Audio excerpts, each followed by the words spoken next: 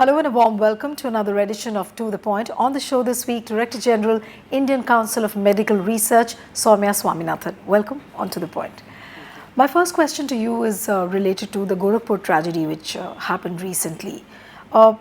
There's a confusion as to what exactly happened. 70 deaths happening at such a frequency. What actually went wrong? So I think we have to look at the Gorakhpur episode that has been covered extensively in the media from a longer perspective. And if you really look at what's been happening there, for many years now, every year during the rainy season, there is an outbreak of an acute encephalitis type of syndrome. So when we say syndrome, we generally mean that it's not due to one particular cause or etiology. It's something that's could be caused by a number of different possibilities. But young children, first getting fever, then getting sick with convulsions, with then going into unconsciousness, and many of them end up dying. So this is a constant, this has been an annual feature for many years. And the earlier investigations had shown that it's a disease called Japanese encephalitis, which is a virus that's spread through mosquitoes. And at that time in 2006, the government started a vaccination program. So there was a mass vaccination program. This was repeated again a couple of years later. And from 2011 or so, there's been a regular vaccine. The Japanese encephalitis vaccine is now given to all children there are two injections given, one at 6 months and one at.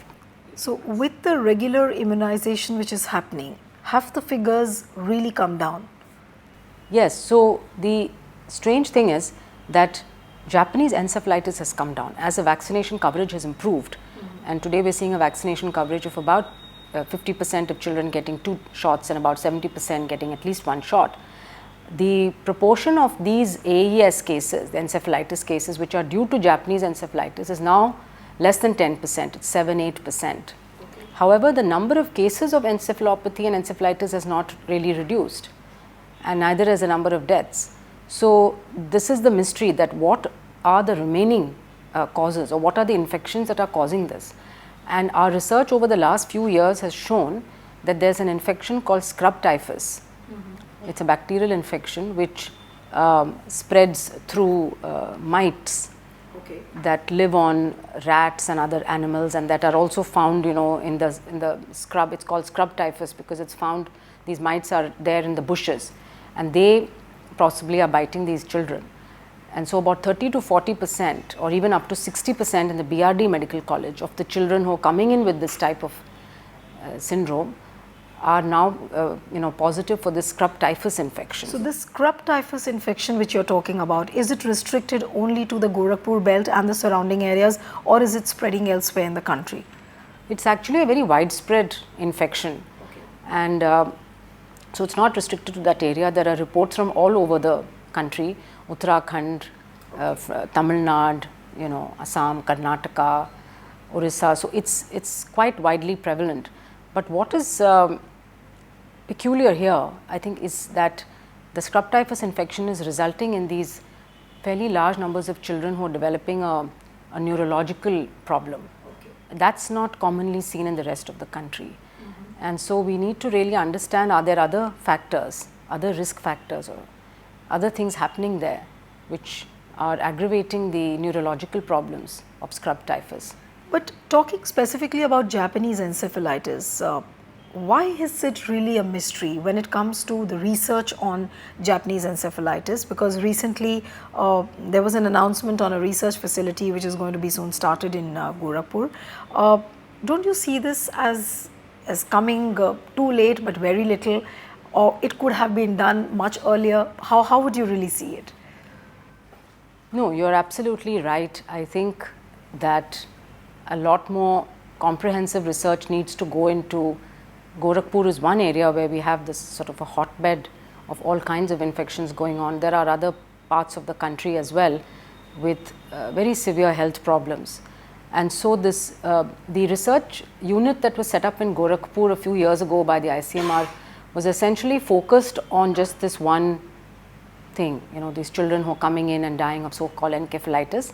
And over the years, the research has thrown a lot of light onto the possible causes and how it could be prevented. In fact, last year we really had a lot of preparatory activity with the state government on developing clinical algorithms. How can doctors in primary health centers diagnose and treat scrub typhus so that they can prevent children from actually developing the neurological illness, and also other preventive and education measures. So that's focusing on this problem. But I think eastern Uttar Pradesh, if you look at the health indicators, there's a lot of scope for improvement, whether it's maternal and infant mortality, whether it's infectious diseases, or undernutrition. I think this is the background, poor health indicators, on which anything which comes, then is likely to blow up into a crisis, because of also the lack of health facilities. If you look at BRD Medical College, it's catering to such a huge population, 7 districts, of eastern Uttar Pradesh, also Bihar and from Nepal. And however, much hard they try, the doctors and nurses in the pediatric ward, it's impossible to provide quality care to hundreds of sick children. But when you talk specifically about what happened in Gorakhpur, another side of the story is that apparently the oxygen supply was cut off. Let's not go into the merits of exactly what happened, because the inquiry is still on. But what I would like to understand from you is that when it comes to the procurement part, payment to the vendors, payment for the devices, the consumables, why is it such a messy affair? Not talking only about Uttar Pradesh, but across the country, if you see, it doesn't look like a very transparent process. Government agencies are accused of being bad paymasters, and corrupt practices generally come to the limelight. How can you really eradicate this perception? Yeah, I think you've touched on a very important issue, and it's true that periodically one comes across instances of a supply chain breakdown, whether it's a diagnostic kit or a vaccine or a drug and so on. But it doesn't have to be like that. I mean, there are states in India which have worked out and implemented a really good procurement system for medical supplies. And take the example of Tamil Nadu, Rajasthan, there are many states that have done it, where the system works so beautifully that at any point of time, exactly how much you have stocks. There are central stocks, there are district level stocks, and then there's an inventory, so that the supply, and there's a centralized procurement, transparent bidding, transparent tender process. Corruption comes down, the prices at which you're buying, come down dramatically, and the supplies are maintained. So I think that all states really should move to this kind of system. There's no need to do kind of ad hoc procurement, which leaves a lot of scope for not only malpractices, but also situations like this, where you're suddenly out of a life-saving drug. Taking you away from Gorakhpur now and coming to the larger issues which are ailing the health sector, let's begin with talking about the general medical research which is happening, and in your institute as well. There are about 600 scientists who are working across some 32 institutes. But when it comes to the major interventions, have they been really done? Because there is a perception, and there have been reports which say that ICMR has not been making the right interventions when it comes to the patents, diagnostic tests, or some kind of a major intervention. That actually has not been taking place. You can correct me if I'm wrong. Yes, I'm glad you brought this up, because there's this perception that medical research or science in this country has not delivered, with exceptions of space achievements that we've had in space or atomic energy. I mean, those are visible to everyone, but after all, those are also done by Indian scientists. Now, in the area of biomedical research, it requires it's always a team effort, in the sense that different groups have to do different parts, work on different parts of the problem in order to put the puzzle together. So whether it's developing a new drug or a vaccine, everything from the field studies on the epidemiology of the disease, to some scientist working in a lab who's actually got the idea for a new vaccine candidate, a company that comes forward to take that up for further development. Then it has to go into animal and then into human studies till it eventually gets marketed. Now, it is true that in India we have not had a huge number of new drugs or vaccines being developed indigenously, though we've been very good at doing generic manufacturing and really reducing the cost of. So if you look at vaccines, 2/3 of the vaccines in the world are made in India, and similarly for drugs. But there have been notable successes, and I would name one or two of them. The rotavirus vaccine, for example, that was again worked on by a number of different agencies. ICMR was a silent partner there, doing the surveillance, the epidemiology, and helping in the testing. You take a drug like miltefosine for Kala Azar, that ICMR had a big role in the development of that drug. So the investment that ICMR makes into neglected tropical diseases is significant globally. It's more than many other research agencies do. Polio, let's take elimination of polio has been a huge success story for India. Again, ICMR has played a very important role in the monitoring, the surveillance, the environmental sample testing, making sure that the polio virus found, is it a wild polio or is it a vaccine derived polio? So these kind of things generally remain under the radar. But these are the notable examples which you have spoken of. But if you really talk about the research outcomes, they generally don't commensurate with the magnitude and the disease burden which is seen in the country. So how would you really ease this burden, or how can you really make the task easier? Yes, I think that there are many things that need to be done. I agree with you that we need to do much more, that our health challenges are so huge that medical research, health research really needs to step up to a different level. If we just compare ourselves with the National Institutes of Health in the US, which is the premier biomedical research agency in the country, their budget, their annual budget is $30 billion. The annual budget of ICMR is about 200 million. So there's a huge difference there in the resources that are available.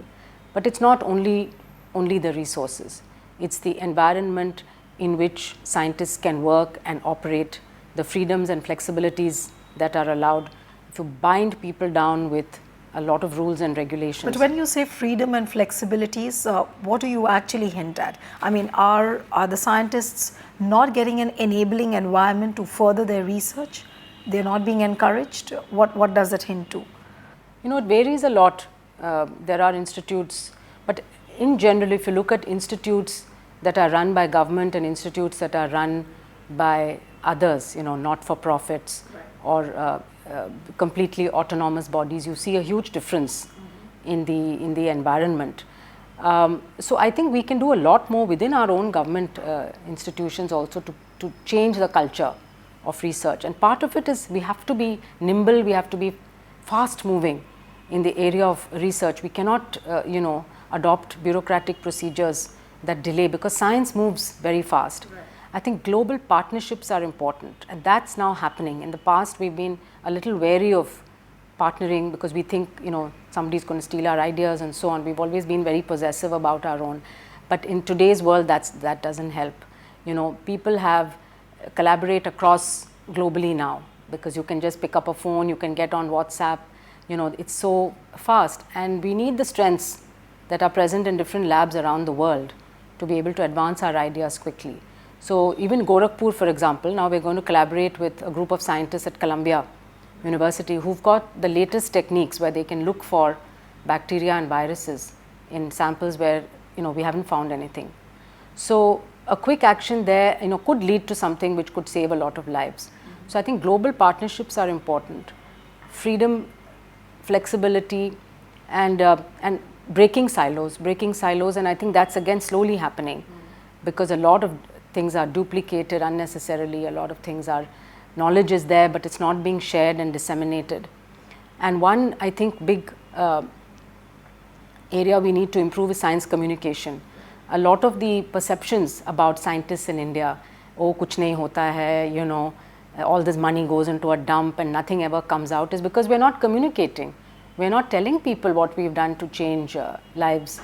So you made a very important point, and many times, Soumya, what happens is that maybe some policy interventions are not made, or because of the lack of political will, many times there is there's a perception which is formed in the minds of the common person that maybe the scientist community in India has become very complacent, they don't want to move ahead. That is the kind of impression they do give sometimes. Yeah, so I think again, there's no common space to talk about. So I think now there are several initiatives, especially among the younger scientists who've begun to reach out, but I think we have to do a lot more.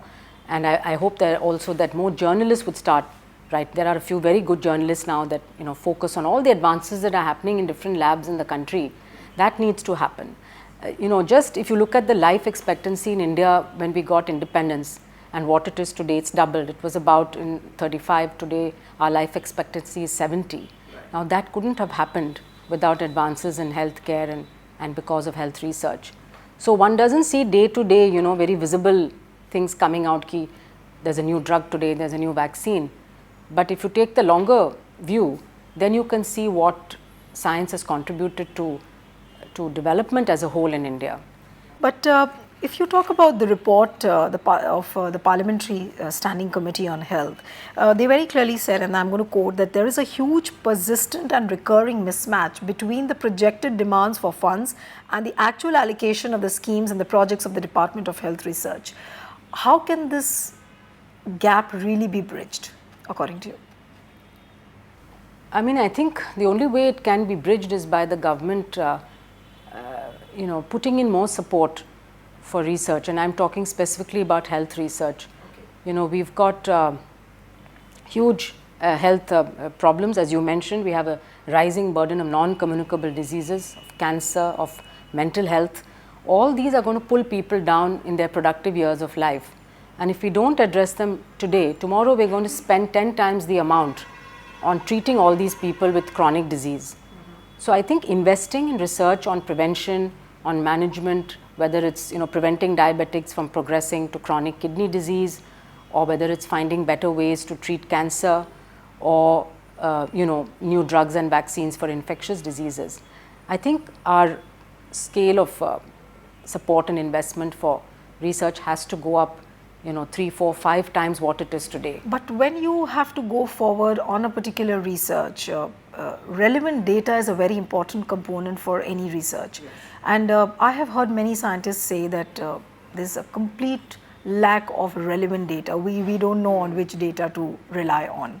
How far is that true? Yes, so there's a lot of data. Part of the problem is finding the right data source and knowing what to believe. So I think ICMR is taking a very strong lead on this. I do believe that we need to bring all health data into one large warehouse repository, and also we need to play a role in generating data. So we've, for example, for many years run the cancer registry in India. The cancer registry now provides the only source of data we have on national cancer figures. Similarly, we've recently done the INDIAB study, National Survey of Diabetes and Hypertension. We're now working with the National Family Health Survey to see if we can embed a national survey on nutrition and metabolic. So I think regular data collection as part of surveillance is important. One other area where we do poorly is data on the causes of death. Most developed countries have what they call a vital registration system, where the cause of death is recorded clearly. So just by looking at that record, you know what the burden of disease is, what are your citizens dying of at any point of time, and how are the trends changing. So in India, we're looking at that. Till then we have to do modeling and estimation to find out what the burden of disease is. But ultimately, many times when you're talking about the disease burden and the number of cases arising out of a particular disease, many times, irrespective of which government has been in power, we have seen that because of the political compulsions and political interventions, many times there is an effort to hide that data. Does that become an impediment also? Yes, I think the first step really is to acknowledge our problem and to accept that. And that usually doesn't happen. And unless that happens, we can't begin to address it. So I think we need to learn to really acknowledge the problem that's coming out of scientific evidence, and then say, okay, now how do we go about addressing that? And I think ICMR's role is to bring that scientific evidence forward. Talking specifically about India, where the health over the years has been low on priority, and looking at the budgetary allocations also of the current year, you've seen that so far it has just been 1% of the GDP. Now with the National Health Policy 2017 coming up, they have aimed to raise the figure to about 2.5. But in a country where you are having about 26 million births every year and the aim is up to reach that level up to 2025, do you think would that be enough? Well, it will certainly be a step in the right direction. So I think, as you said, the National Health Policy very clearly spells out. I think we have to focus on several things at the same time. We have to focus, of course, on infrastructure and improving the availability of diagnostics and drugs at the primary health centers. Human resources extremely important. So I think government move towards training nurse practitioners and utilizing Ayush doctors to provide care. I think that's going to be extremely important.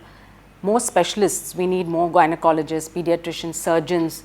The complete lack of surgical facilities available at our district or sub-district level.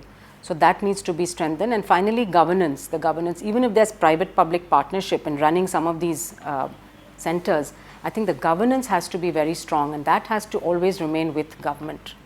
But you pointed out a very significant point about the shortage of manpower in the medical field. Now, there are figures which have just come in that there are about 47,000 Indian doctors who are practicing in US and about 25,000 practicing in UK, which makes India the largest exporter of doctors in the world. So, is the government doing anything to arrest this trend? Because you need doctors at home and so many doctors are being drained out to other countries. Well, I think there have been some moves to actually limit the number of permissions that are given to people to go outside, but I think the issue is really that we have to look at also other healthcare providers. If you expect a doctor, after having gone through a lot of training, to really go and sit in a remote rural or tribal area where doing basically primary health care, then there may be a few doctors, yes, who are motivated to do that, but majority of times you will not find. So I think that this approach of having nurse practitioners, it's been found to work in Africa quite well. Okay. And middle level people who've done 3-4 years of training and who can do primary health care, know when to refer and what to refer. And then having the specialists and others at the district level, that will help to resolve. But I think, a lot of our Indian doctors abroad are probably quite willing to help in some way or the other, and we can reach out to them, but the doctors we do have in India are also very disproportionately distributed. Majority 80% are in urban areas and only 20% are in rural areas where 70% of our population lives. So that's the mismatch that we have to find ways of bridging through task shifting and through using now technology. I think by using technology we can do a lot of specialist care at primary health center level without the doctor or the specialist being physically present there. So we have to think of these kind of ways of delivering care. But you spoke about the components within the health sector, but when it comes to the patients, we have seen that India is one of those countries, when you look at the BRIC economies, that this is one country where patients are having the largest out-of-pocket expenditure on health. Is that not a worrying trend, and it is leading to some kind of asymmetry in the society? At your level, do you think you will be able to do something? So you're right that the out-of-pocket expenditure in India is very high, and it pushes a lot of people into poverty. So certainly there's something needs to be done, and the National Health Assurance Plan, which aims to first cover the very poor 8 crore families with a health insurance package, and many states have already implemented this kind of an health insurance package. I think that can go to some extent. Ultimately, we do need to move to a system of universal health insurance so that nobody has to spend out of pocket. And again, providing, I think India can really take the lead in providing cost effective and cost efficient sustainable health care at rates that don't have to be unaffordable. But do you think India has made a beginning anywhere towards that direction, where you have a universal health care? Because looking at the current setup, there is still a very deep divide between the way the government agencies are treating the patients and the private sector, the way they are treating financially, and also if you talk about the other frameworks, there is a huge difference. There's also a difference in perception, because there are some of the best doctors work in government hospitals, because they have so much experience of seeing patients and so on. So and there are government run hospitals which are providing, world class care in India. So I think we need to really have that standard and try and bring all our hospitals to that standard. And I think with more of quality assurance programs and ensuring that these basic standards are met. And again, it's a question of governance and how strictly we implement some of the quality standards that we have in place, like NABH, for example. Right. There are very few government hospitals, that might be NABH accredited, whereas many more private hospitals, because they want that stamp. When you say that if policies are there on paper, implementation is not happening very strictly, and that becomes a major impediment in the smooth rollout of the schemes and the things. But if you talk to the politicians or if you talk to the political fraternity, they will say that health is a state subject and it's up to the state government how they implement. So it becomes a passing of a buck kind of a game, and with no one really accountable.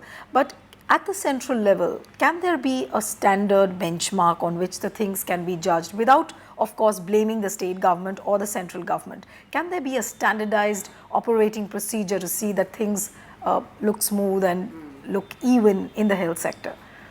Yes, I think certainly that's the role of the center, and they have been doing that with the policies, but also with coming out with very specific guidelines for implementation of certain specific programs like maternal and child health or tuberculosis or the vector-borne disease control program. Okay.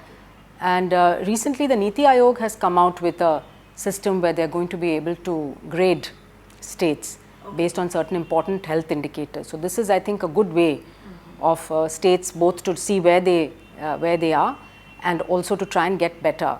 And I think payments are also ultimately going to be linked to that kind of improvement. So that will be an incentive for states to do better. But I think again, being very, in India we have the extremes. We have infant mortality rates which are as good as Western Europe, the single digit.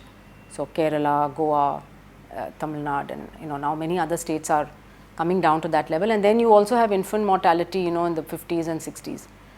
So within the same country, we have this huge heterogeneity. So if we can do it in one part of India, surely we can do it, yes, in other parts. So I think we have to learn. States can learn from each other. They don't have to reinvent the wheel, and what's worked in one state could just be picked up and implemented in another. So we need to hope that the states who haven't done that well so far will now put health as top priority and start working on it. It was a pleasure talking to you, Soumya. So that's it on this episode of To The Point. See you next time with another personality. Goodbye and thanks for watching.